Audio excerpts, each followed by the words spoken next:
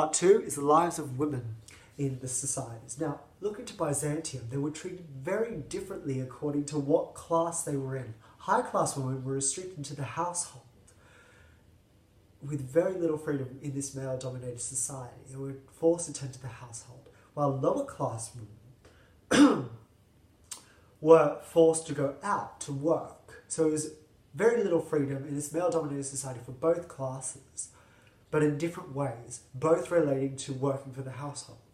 Now, they were both, in both cases and in all cases in the Byzantines, they were all treated to be an inferior species, as usual in medieval times. But there were exceptions where some women could raise above their superiors, such as the philosopher Hypatia and the Empress Theodora.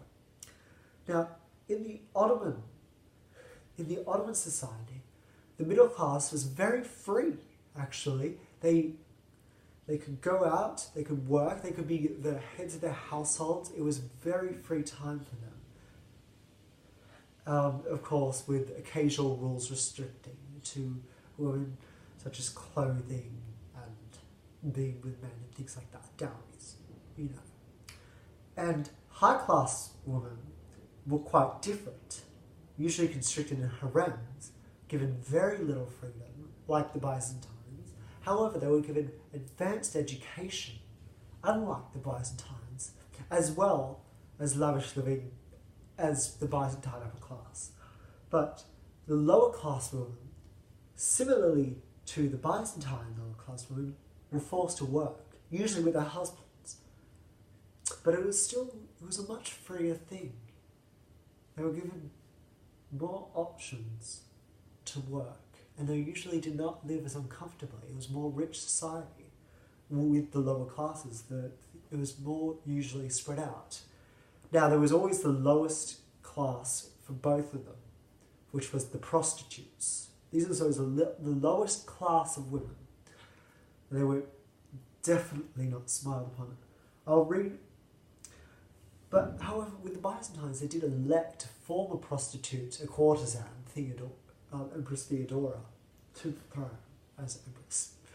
But with the Ottomans, it was very much different. I'll read an article now about prostitutes in the Ottoman Empire.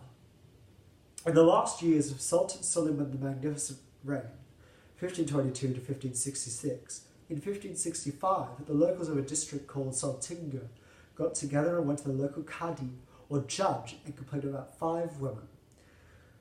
The complaint was that these women were engaged in prostitution in their households.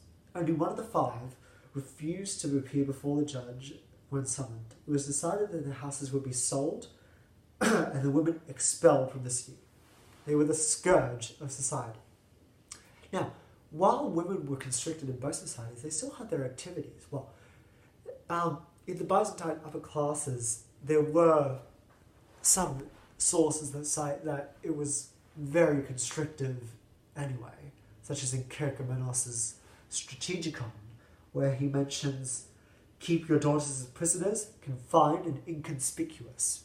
But even then, they were still allowed to go out sometimes, of course, with the exception that they were accompanied by a man.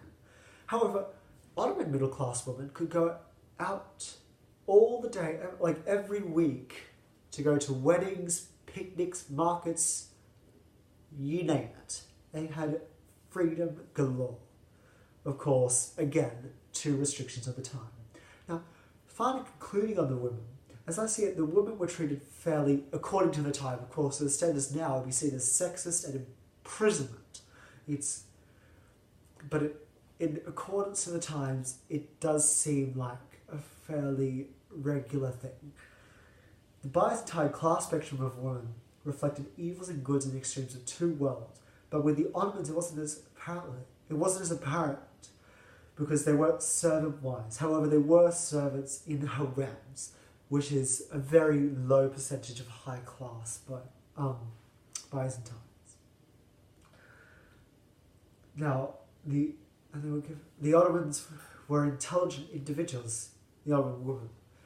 They lived mostly free lives, and they were not like some mockingbird in a cage. They were mostly free, to an extent. Not as free as men, but to an extent. The women of the middle class lived comfortably, and while they were made to work the home, they also had perks of being head of the house and encouraged to work alongside their husband. They too were allowed some freedom, concluding for the Ottomans that while women were treated inferiorly, they were treated relatively well, and in better cases than the Byzantines in some places. Concluding for the Byzantines that the class system heavily impacted how women were treated, unlike in the Ottoman Empire.